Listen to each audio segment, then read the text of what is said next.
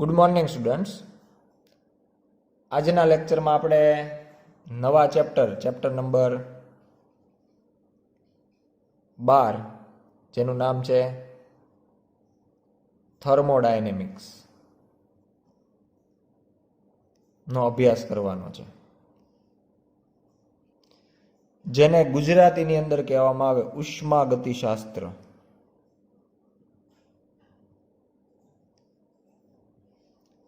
આ ચેપ્ટરની અમુક બાબતો આપણને કેમેસ્ટ્રી વિષયની અંદર પણ જોવા મળે છે. ઉપરાંત અમુક બાબતો એવી છે જે ફિઝિક્સની અંદર અને કેમેસ્ટ્રીની અંદર અલગ અલગ પણ લેવામાં આવે છે. એનો આપણે જ્યારે એ રાશિનો અભ્યાસ કરશું ત્યારે ત્યાં હાઇલાઇટ પણ કરશું. તો હવે ચેપ્ટરની શરૂઆત કરીએ તો સૌ પ્રથમ આપણે જોઈએ થર્મોડાયનેમિક, તંત્ર અને પરિસર.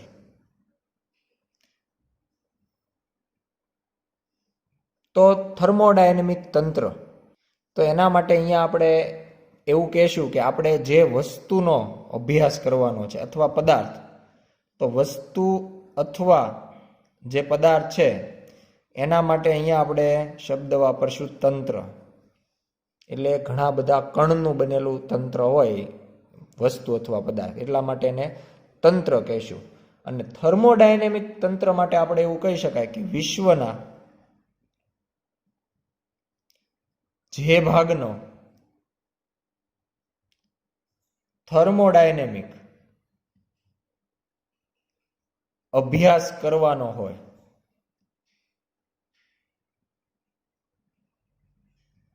તે ભાગને થર્મોડાયનેમિક તંત્ર કહે છે. એટલે આ પ્રમાણે આપણે થર્મોડાયનેમિક તંત્ર જે છે એની વ્યાખ્યા આપી શકીએ. આવા થર્મોડાયનેમિક તંત્ર જે છે એ ગમે તેટલા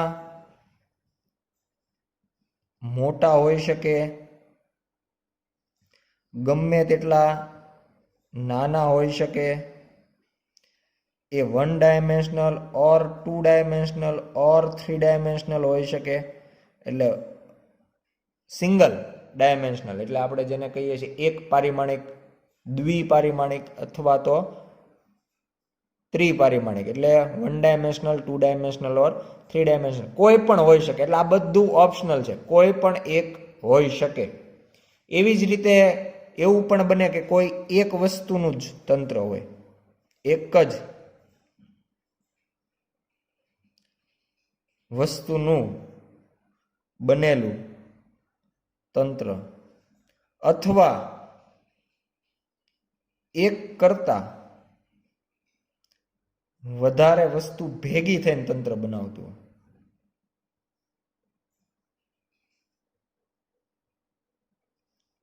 આવું પણ હોઈ શકે. અથવા આપણે એવું કહી શકાય કે વિકિરણ નું બનેલું તંત્ર, અથવા વિકિરણ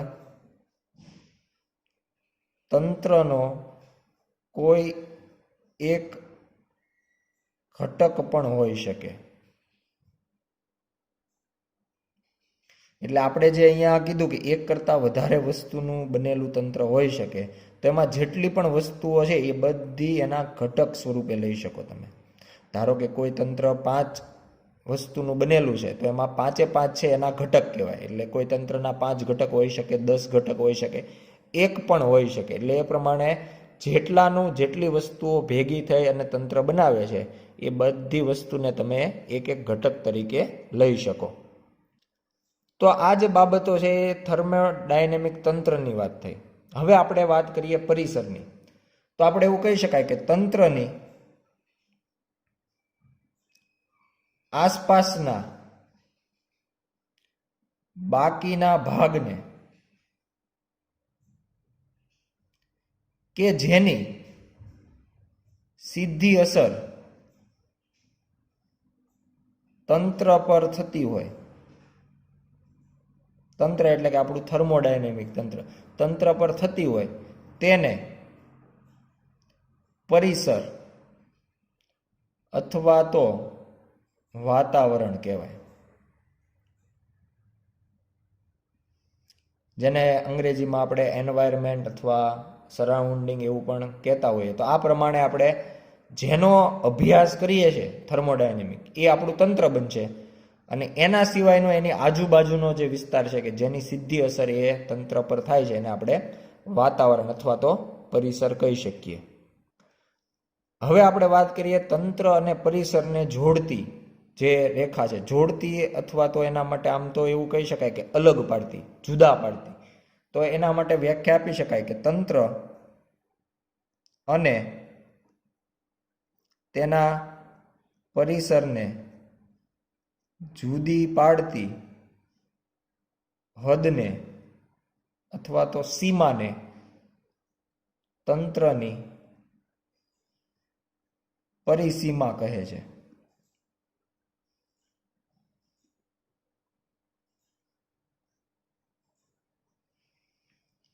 હવે આ જે પરિસીમા છે એના ઉપરથી આપણે તંત્ર અને વાતાવરણ એમના વચ્ચે કેવી આંતરક્રિયા થશે એ નક્કી કરવાનું કામ પરિસીમાનું. એટલે આપણે જેવી પરિસીમા હોય એના ઉપરથી તંત્ર અને વાતાવરણ વચ્ચે કેવી આંતરક્રિયા થશે એ નક્કી કરી શકાય. એટલે એ પરિસીમાનો જે પ્રકાર છે એ આપણા માટે બહુ મહત્વનો બને છે જો આપણે તંત્ર અને વાતાવરણ વચ્ચેની આંતરક્રિયાનો અભ્યાસ કરવો હોય તો. અને આ જે આંતરક્રિયા છે એને કહેવાય થર્મોડાયનેમિક પ્રક્રિયા. એટલે મુજબ વ્યાખ્યા લખી શકાય કે તંત્ર અને તેના પરિસર વચ્ચે થતી આંતરક્રિયાને થર્મોડાયનેમિક પ્રક્રિયા કહે છે. આ પ્રમાણે આપણે થર્મોડાયનેમિક પ્રક્રિયા જે છે એની વ્યાખ્યા આપી શકીએ. આ પ્રક્રિયાના સંદર્ભમાં આપણે એક બાબત કહી શકાય કે ઘણી વખત તંત્ર એના પરિસર સાથે કોઈ પણ પ્રકારની આંતરક્રિયા કરતું નથી. એટલે જો તંત્ર પરિસર સાથે કોઈ આંતરક્રિયા ન કરે તો તેવા તંત્રને અલગ કરેલું તંત્ર કહે છે, જેને આપણે આઇસોલેટેડ સિસ્ટમ એવું પણ કહી શકાય. સૌથી જે જુદું કરેલું હોય કે જેની આજુબાજુના પરિસર વાતાવરણ સાથે કોઈ આંતરક્રિયા થતી નથી, એને આપણે અલગ કરેલું તંત્ર એવું નામ આપી શકીએ. અને આના માટે આપણે એવું પણ કહી શકીએ કે અલગ કરેલું જે તંત્ર હોય એના જે ઉષ્મીય ગુણધર્મો છે, ઉષ્મીય ગુણધર્મો એટલે એની સાથે સંકળાયેલી જે રાશિઓ છે, દાખલા તરીકે આપણે કહીએ ઉષ્મા હોય, તાપમાન હોય, તો એના વિશેની જે માહિતી આપે છે એવા ગુણધર્મોને આપણે ઉષ્મીય ગુણધર્મો કહીએ છીએ. અને બીજા જે ગુણધર્મો છે એને આપણે કહીએ છીએ યાંત્રિક ગુણધર્મો. તો એના તરીકે આપણે કદ, દબાણ, એની જે યાંત્રિક ઉર્જા છે, આવી રાશિઓને તમે યાંત્રિક ગુણધર્મોની અંદર સમાવેશ કરી શકો. તો અલગ કરેલું તંત્ર હોય એટલે પરિસર સાથે જે કોઈ આંતરક્રિયા કરતું નથી, એના ઉષ્મીય ગુણધર્મો વત્તા એના જે યાંત્રિક ગુણધર્મો છે એ આપણને અચળ જોવા મળે. એટલે ઉષ્મીય ગુણધર્મો પણ અચળ છે અને યાંત્રિક ગુણધર્મો પણ અચળ છે. બંને ગુણધર્મોમાં કોઈ ફેરફાર થતો નથી. અને એના ઉપરથી કહી શકાય કે થર્મોડાયનેમિક જે તંત્ર છે એ કોઈ ચોક્કસ સંતુલિત થર્મોડાયનેમિક અવસ્થામાં હશે. આના ઉપરથી અલગ કરેલું તંત્ર હોય એના માટે એને આપણે શું કહી શકીએ તો કે ચોક્કસ સંતુલિત થર્મોડાયનેમિક અવસ્થા. એટલે એમાં એની સાથે સંકળાયેલી જે રાશિઓ છે એ અચળ છે, એમાં કોઈ જાતનો ફેરફાર થતો નથી. પણ જો આપણે જે વાત કરી એ ન હોય, એટલે જો પરિસર પોતાના તંત્ર જો પોતાના પરિસર સાથે આંતરક્રિયા કરતો હોય તો આપણે એવું કહી શકાય કે જો તંત્ર પરિસર સાથે આંતરક્રિયા કરે તો તે ઉષ્મીય ગુણધર્મો જે આપણે અહીંયા દર્શાવ્યા ઉષ્મા, તાપમાન વગેરે, અને અથવા બંને પણ હોઈ શકે અને બેમાંથી કોઈ એક પણ હોઈ શકે. એટલે એટલા માટે આપણે અને અથવા યાંત્રિક ગુણધર્મો એવો શબ્દ વાપરીએ છીએ માં ફેરફાર થાય.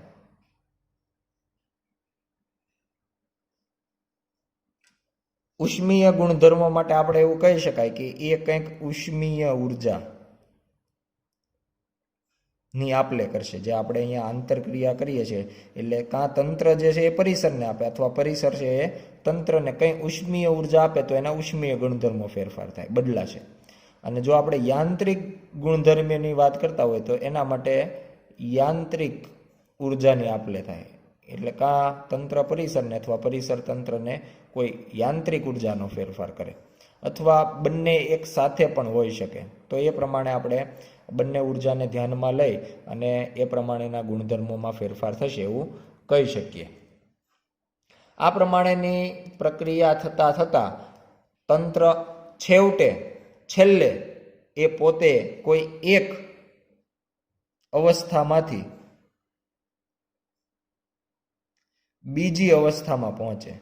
એટલે અવસ્થાને આપણે અલગ અલગ નામ આપતા હોય, એક અવસ્થામાંથી કોઈ બીજી અવસ્થામાં પહોંચે. આ પ્રમાણેનો જે આપલે થઈ અને ફેરફાર થાય છે એના કારણે અહીંયા જે પ્રમાણેની આપલે થાય છે એ પ્રમાણેની ઉર્જા છે એ વપરાય છે, અને એના ઉપરથી આપણે એને સંદર્ભમાં નવી બે રાશિ જે છે એને વ્યાખ્યાયિત કરી શકાય કે જો તંત્રની પરિસર સાથેની આંતરક્રિયા દરમિયાન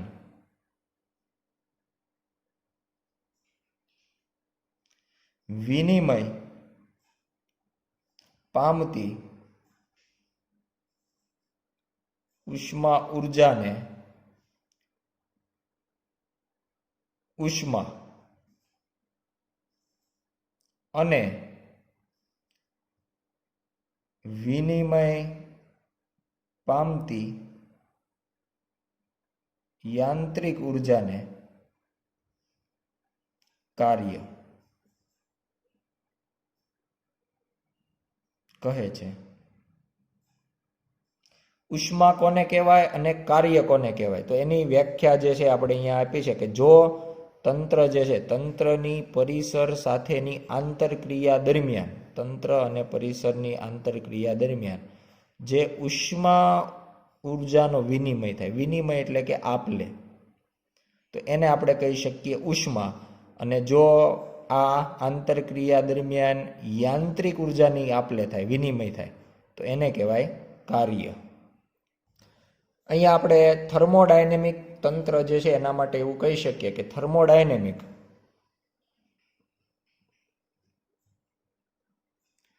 તંત્રની સંતુલિત અવસ્થા અમુક ચલ રાશિઓ પરથી નક્કી થતી હોય.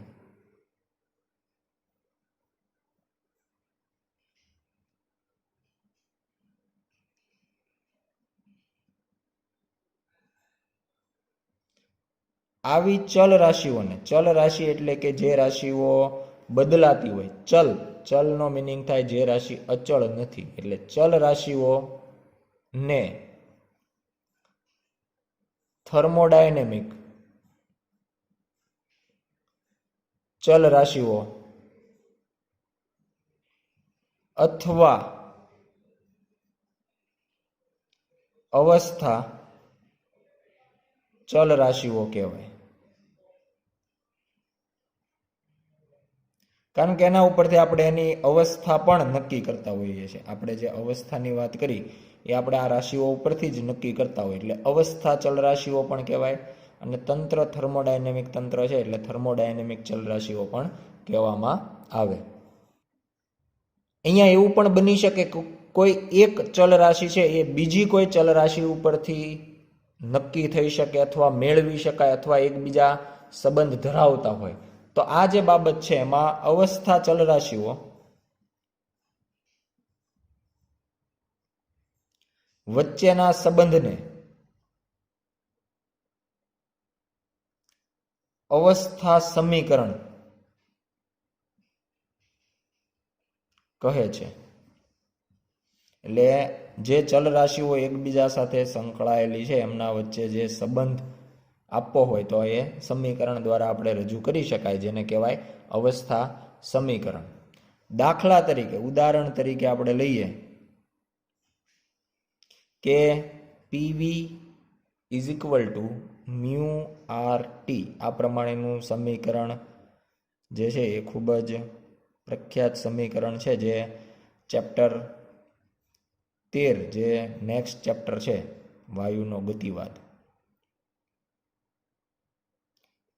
એમાં આપણે અભ્યાસ કરવાનો છે. તેમ છતાં તમે આગળના ધોરણની અંદર પણ આનો અભ્યાસ કર્યો હશે અથવા આગળના કોઈ ચેપ્ટરની અંદર પણ આ સમીકરણ કદાચ તમારે ભણવામાં જોવામાં આવ્યું હશે. પીવી બરાબર મ્યુ આર ટી. પી જે છે એ દબાણ દર્શાવે છે, વી જે છે એ કદ દર્શાવે છે, ટી જે છે એ તાપમાન દર્શાવે છે, આર જે છે એ અચળાંક છે અને મ્યુ જે છે એ મોલ સંખ્યા છે. તો અહીંયા આપણે એવું કહી શકાય કે આ જે પી, વી, ટી, દબાણ, કદ, તાપમાન એ બધી ચલ રાશિઓ છે. એટલે કોઈ એક અવસ્થામાંથી જ્યારે આપણે તંત્રને બીજી અવસ્થામાં લઈ જઈશું તો આમાંથી એક અથવા એક કરતાં વધારે રાશિઓ બદલાતી હોય, અને એક રાશિ બીજી રાશિ સાથે કેવો સંબંધ ધરાવે છે, એક ઉપરથી બીજામાં કેટલો ડિફરન્સ આવવાનો છે, કેટલું બદલાવાનું છે, એ આપણે આ સમીકરણ દ્વારા રજૂ કરતા હોઈએ વાયુ માટે. તો આ જે સમીકરણ છે એને કહેવાય અવસ્થા સમીકરણ. ચલ રાશિઓ જે છે એ બે પ્રકારની હોય. એમાં જે પહેલો પ્રકાર છે એને કહેવામાં આવે એક્સટેન્સિવ ચલ રાશિઓ.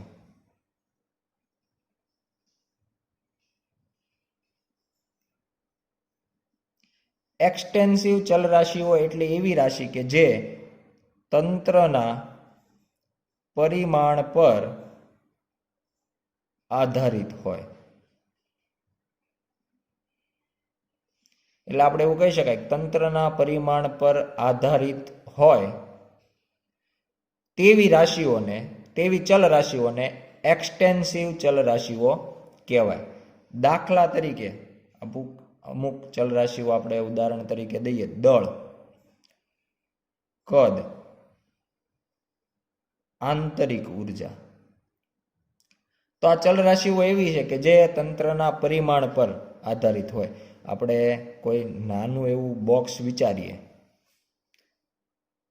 તો એનું દળ અલગ હશે, કારણ કે એની લંબાઈ ઓછી છે, પહોળાઈ ઓછી છે, ઊંચાઈ ઓછી છે. પણ જો આ પરિમાણ વધારી દેવામાં આવે, મોટું બોક્સ લઈએ તો મોટા બોક્સનું દળ વધારે હશે, કદ વધારે હશે, એના અંદર અણુની સંખ્યા વધારે, આમાં જે વાયુ સમાય છે એના કરતાં મોટા બોક્સની અંદર વાયુનું પ્રમાણ વધારે છે, એટલે એની આંતરિક ઉર્જા પણ વધી જાય.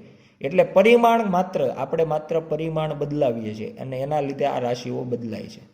એટલે જે રાશિઓ પરિમાણ ઉપર આધારિત હોય, પરિમાણ એટલે તમે જે લંબાઈ, પહોળાઈ, ઊંચાઈ માપો છો એને એના પરિમાણ કહેવાય.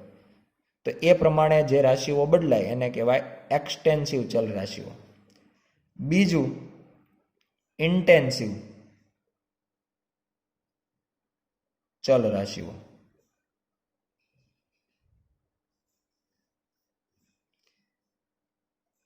આના ઉપરથી બહુ સરળતાથી તમે બીજી વ્યાખ્યા આપી શકો કે જે તંત્રના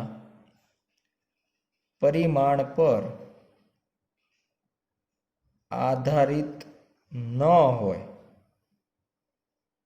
તેવી ચલ રાશિઓને આપણે ઇન્ટેન્સિવ ચલ રાશિઓ કહીએ છીએ. દાખલા તરીકે આપણે કહી શકાય કે તાપમાન, દબાણ, ઘનતા, આ બધી રાશિઓ એવી છે કે જે ઇન્ટેન્સિવ ચલ રાશિઓ કહેવાય, એટલે એ પરિમાણ પર આધારિત નથી. એટલે જો આપણે નાનું એવું બોક્સ લઈએ તો એનું તાપમાન આપણને જે તાપમાન નોર્મલ વાતાવરણનું છે એ જ મળશે.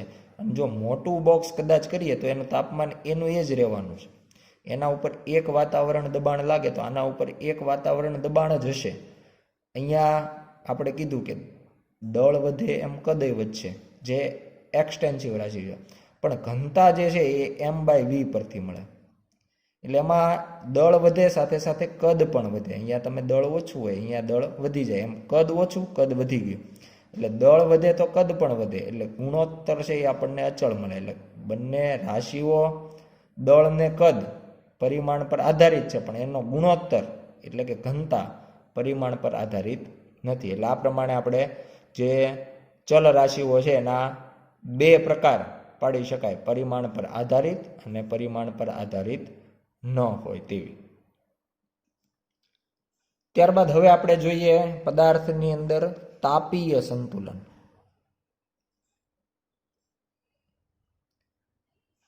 બીજું એનું નામ છે ઉષ્મીય સંતુલન.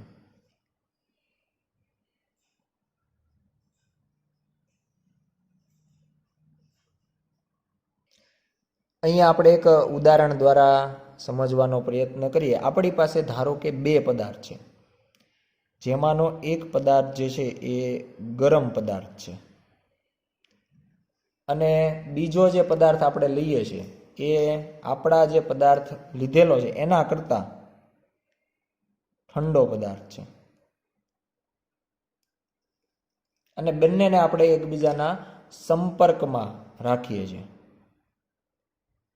અને બંનેની આજુબાજુ આપણે અવાહક માધ્યમની વ્યવસ્થા કરીએ છીએ. એટલે બંનેને કોઈ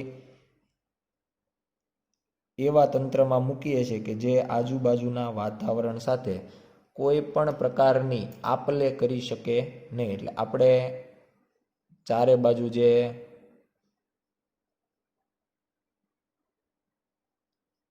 વ્યવસ્થા કરવામાં આવી છે એ ભાગ અવાહક છે. અવાહક એટલે ટૂંકમાં આપણું આ જે છે એ તંત્ર બની ગયું અને એની આ જે પરિસીમા છે કે જે એને વાતાવરણ અથવા તો પરિસર સાથે જોડે છે એ પોતે અવાહક છે. એટલે હવે આપણું જે આ વચ્ચેનું જે તંત્ર છે એ પોતે અલગ કરેલું તંત્ર છે, કારણ કે એ વાતાવરણ સાથે કોઈ પણ પ્રકારની આંતરક્રિયા કરી શકતું નથી. પણ આપણું તંત્ર બે વસ્તુનું, બે પદાર્થનું બનેલું છે, તો એ બંને એકબીજા સાથે આંતરક્રિયા કરી શકે. અને સામાન્ય અનુભવ પ્રમાણે જો આપણે વાત કરીએ તો આપણે જાણીએ છીએ કે ગરમ પદાર્થ જે છે એ પોતાની ઉષ્મા જે છે એ ઠંડા પદાર્થને આપશે.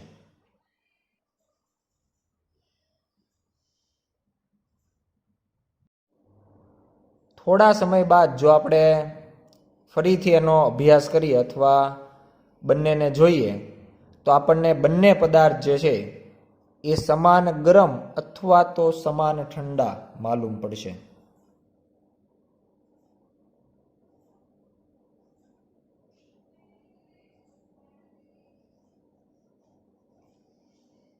એટલે આપણે એવું કહી શકાય કે પહેલો જે પદાર્થ છે, ગરમ પદાર્થ છે, એ પોતાની જે ઉષ્મા ઉર્જા છે એ બીજા પદાર્થને ટ્રાન્સફર કરે છે, આપે છે.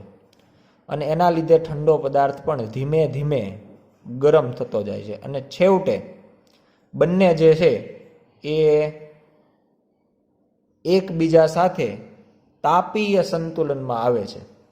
આ જે સમાન ગરમ અથવા સમાન ઠંડા થવાની જે પ્રોસેસ છે અને છેલ્લી જે અવસ્થા છે, પોતાની મૂળ અવસ્થામાંથી બંને પદાર્થોની છેલ્લી અવસ્થા એક સમાન હશે. આ જે અવસ્થા છે એને આપણે કહીએ છીએ તાપીય સંતુલન.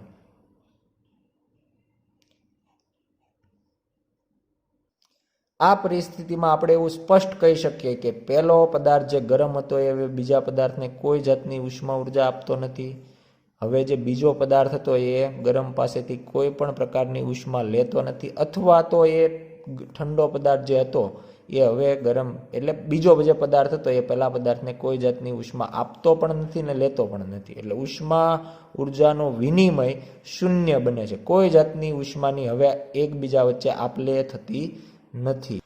આના માટે આપણે એવું કહી શકાય કે તાપીય સંતુલનમાં બંને તંત્રની અથવા બંને પદાર્થની અથવા બંને વસ્તુની કોઈ ચલ રાશિ સમાન બને છે, જેને તાપમાન કહે છે. અહીંયા આપણે જે ગરમ અને ઠંડો એવો પદાર્થ એવો શબ્દ જે વાપરીએ છીએ ખરેખર આપણે તાપમાનના સંદર્ભમાં આવે. જેનું તાપમાન વધારે એને આપણે ગરમ કહેતા હોઈએ અને જેનું તાપમાન ઓછું એને આપણે ઠંડો પદાર્થ એવું કહેતા હોઈએ. એટલે છેલ્લે જ્યારે બંને એકબીજાના તાપીય સંતુલનમાં અથવા તો ઉષ્મીય સંતુલનમાં હશે ત્યારે આપણે એવું કહી શકાય કે એમના બંનેનું તાપમાન જે છે, જે ચલ રાશિ સમાન બને એને તાપમાન કહેવાય. એટલે કે તાપમાન છે એ બંનેનું સમાન થઈ જાય છે અને ઉષ્મા ઉર્જાનો વિનિમય અટકી જાય છે. અને આ જે તાપીય સંતુલન છે, ઉષ્મીય સંતુલન છે, એની સાથે સંકળાયેલો આપણે થર્મોડાયનેમિક્સનો શૂન્ય ક્રમનો નિયમ આપી શકીએ.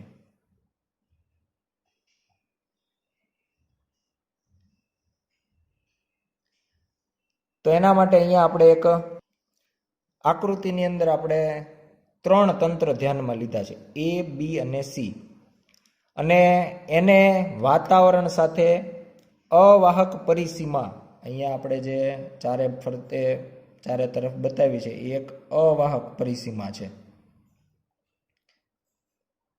કે જેના લીધે આજુબાજુનું વાતાવરણ છે એની સાથે A, B અથવા તો C ત્રણમાંથી કોઈ જાતની આપલે કરી શકશે, આંતરક્રિયા કરી શકશે નહીં.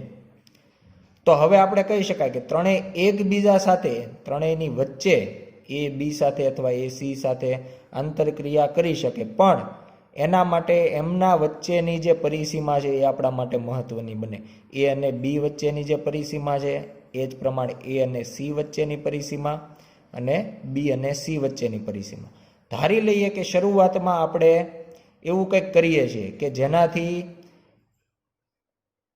A અને B એકબીજા સાથે વાહક પરિસીમાથી જોડાયેલા છે અને C જે છે એ પોતે આખી જે C A સાથે અથવા C B સાથે જે પરિસીમા છે એ પોતે આખી અવાહક છે. એટલે C તંત્ર છે જ નહીં એવું ધ્યાનમાં લઈએ તો આપણે જેમ અહીંયા આકૃતિમાં દર્શાવ્યું હતું એ જ પરિસ્થિતિ આપણને અહીંયા નીચે જોવા મળશે. અને એમાં આપણે કહી શકીએ કે A અને B એકબીજાના તાપીય સંતુલનમાં આવશે અને બંનેના તાપમાન છે એ છેલ્લે સમાન થશે. એટલે એ પોતે કંઈક સંતુલિત અવસ્થામાં પહોંચી જશે જેમાં બંનેના તાપમાન સરખા અને ઉષ્માની છેલ્લે આપલે બંધ થઈ જશે. પણ હવે જો કોઈ રીતે આપણે એવું કંઈક કરીએ કે જેનાથી આ જે A અને B વચ્ચેની જે પરિસીમા છે એ પોતે અવાહક હોય, તો A અને B ના જે કંઈ તાપમાન શરૂઆતમાં હશે એના એ જે છે C અને A અને C અને B વચ્ચેની જે આખી અહીંયા તમે આ બાઉન્ડ્રી જોઈ શકો, પરિસીમા જોઈ શકો, એ આખી વાહક છે. એટલે આ પણ વાહક અને આ પણ વાહક.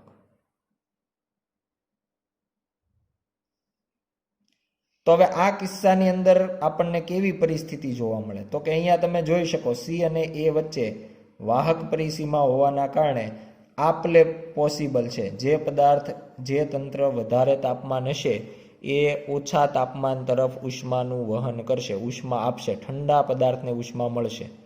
એ જ પ્રમાણે C અને B માં પણ સેમ આપણને એવું જોવા મળશે, એમાં પણ ઉષ્માની આપલે સતત ચાલુ રહેશે. તો અહીંયા આપણે એવું સ્પષ્ટ કહી શકાય કે A અને B વચ્ચે કોઈ જાતની ઉષ્માની આપલે થતી નથી. એટલે જે તાપમાન છે એના તાપમાનની B ને અસર નહીં થાય, B ના તાપમાનની A ને અસર નહીં થાય. પણ અહીંયા જોઈ શકાય કે C જે છે, C તંત્ર એ A સાથે પણ સંતુલન કરી શકે અને B સાથે પણ સંતુલન કરી શકે કારણ કે એમના વચ્ચેની પરિસીમા વાહક છે.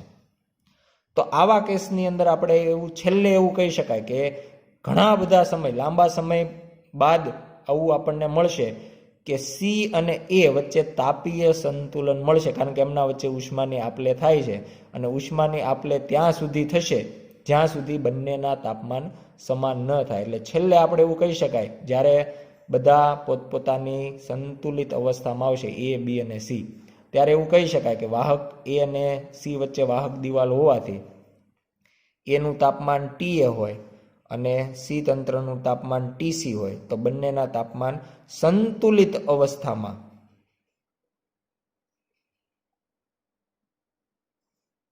સમાન હશે. એ જ પ્રમાણે સી અને બી વચ્ચે પણ વાહક દિવાલ છે, એટલે એ સંતુલનમાં આપણે એવું કહી શકાય કે ટી બી બરાબર ટીસી. અને સમીકરણ 1 અને 2 ઉપરથી આપણે એવું કહી શકીએ કે ટી એ બરાબર ટીબી. એનું તાપમાન અને બીનું તાપમાન સરખું હોય, કારણ કે ટી એ બરાબર પણ ટીસી અને ટીબી બરાબર પણ ટીસી. એટલે આપણે એ અને બી વચ્ચે અવાહક દિવાલ હોવા છતાં બંનેના તાપમાન જે છે એ સમાન મળી ગયા. એટલે જો ફરીથી આપણે આ અવાહક દિવાલ દૂર કરીએ અને ઉપરના ભાગને અવાહક બનાવી દઈએ, તો પણ હવે એ અને બી વચ્ચે કોઈ જાતની ઉષ્માની આપલે થાય નહીં, કારણ કે બંનેના તાપમાન તો સમાન છે. તાપમાન સમાન હોય તો ઉષ્મા એ તરફથી બી પર નહીં આવે, બી તરફથી એ તરફ નહીં જાય. તો આના માટે આપણે થર્મોડાયનેમિક્સનો શૂન્ય ક્રમનો નિયમ આ મુજબ લખી શકાય કે જો બે તંત્ર સ્વતંત્ર રીતે કોઈ ત્રીજા તંત્ર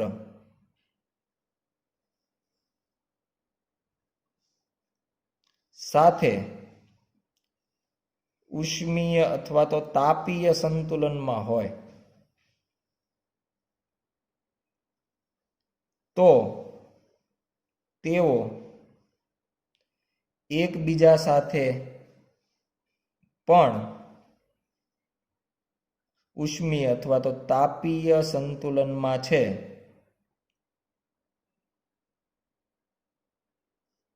તેમ કહેવાય.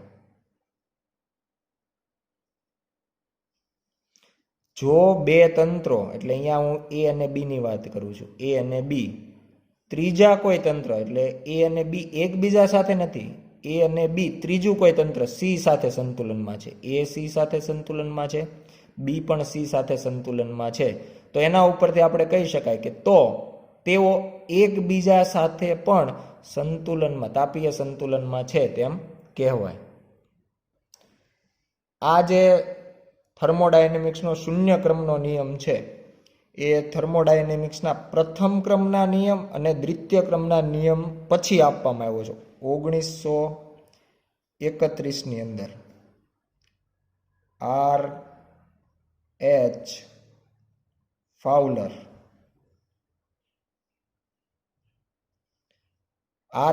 ફાઉલર નામના વૈજ્ઞાનિક દ્વારા 1931માં, એટલે કે શૂન્ય ક્રમનો જે નિયમ છે એ પ્રથમ ક્રમના નિયમ અને દ્વિતીય ક્રમના નિયમ બાદમાં આપવામાં આવ્યો છે. સામાન્ય રીતે તમે જે કંઈ નિયમો આપવામાં આવે, ધારો કે ન્યૂટનના નિયમો, તો એમાં જોયું છે કે ન્યૂટનનો પ્રથમ નિયમ, દ્વિતીય નિયમ અને તૃતીય એટલે ત્રીજો નિયમ તો ક્રમમાં હોય. એમાં ક્યાંય આપણે ન્યૂટનના શૂન્ય ક્રમનો નિયમ કે શૂન્ય નિયમ જોયો નથી. પણ અહીંયા પ્રથમ અને દ્વિતીય નિયમ પછી આ નિયમની શોધ કરવામાં આવી, જ્યારે આ નિયમ બેઝિક છે, આ જે પ્રથમ અને દ્વિતીય છે એનો પણ પાયો ગણવામાં આવે તો આ નિયમ છે. એટલા માટે એના આગળનો નંબર આપવા માટે એને શૂન્ય ક્રમનો નિયમ એવું નામ આપવામાં આવ્યું. 1931 બાદ આના સંદર્ભમાં કોઈ એવો પાયાનો નિયમ મળ્યો નથી. જો તમે આના કરતાં પણ કોઈ પાયાનો નિયમ આપશો તો એને કેવું નામ આપવું એ તમારે વિચારવાનું રહે. તંત્રની અંદર આપણને 3 પ્રકારના સંતુલન મળે. એમાં આપણે હમણાં જ પહેલા એક સંતુલનની વાત કરી જેને નામ આપ્યું તાપીય સંતુલન અથવા તો ઉષ્મીય સંતુલન. અને એમાં આપણે ટૂંકમાં જો લખવું હોય તો એવું પણ કહી શકાય કે જો તંત્ર અને પરિસર વચ્ચે વિનિમય પામતી ઉષ્મા ઉર્જા શૂન્ય હોય તો તંત્ર અને પરિસર ઉષ્મીય સંતુલનમાં છે તેમ કહેવાય. એટલે તંત્ર પરિસરને કોઈ જાતની ઉષ્મા નથી આપતું, પરિસર તંત્રને કોઈ જાતની ઉષ્મા નથી આપતું. ઉષ્મા ઉર્જા શૂન્ય, આપલે થતી નથી, તો એને આપણે ઉષ્મીય સંતુલન એવું નામ આપશું. બીજું જે સંતુલન છે જેને કહેવામાં આવે યાંત્રિક સંતુલન.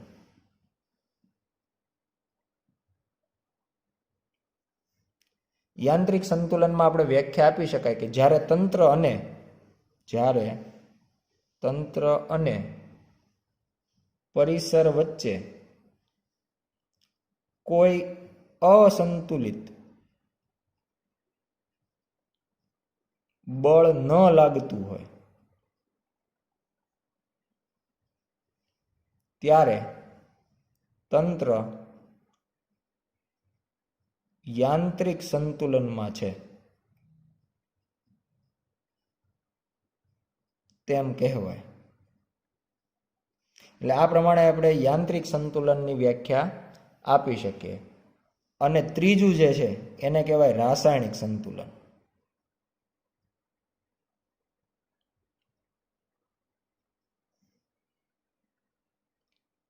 જ્યારે તંત્ર માં કોઈ રાસાયણિક પ્રક્રિયા ન થતી હોય અને તંત્રના એક ભાગથી બીજા ભાગ તરફ